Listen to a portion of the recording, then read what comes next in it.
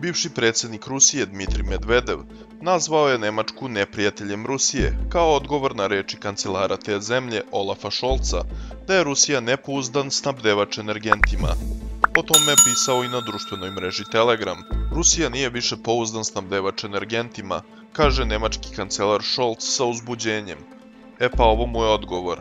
Nemačka je pod A neprijateljska zemlja, pod B uvela sankcije protiv celokupne ruske privrede i njenih građana, pod C snabdevala Ukrajinu ubojitim oružjem, usmerenim protiv naših oružanih snaga, drugim rečima Rusiji je objavila hibridni rat.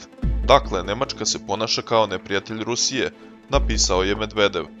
Zamenik predsjednika Saveta bezbednosti Ruske federacije dodao je da je Scholz iznenađen manjim problemima sa gasom u Nemačkoj.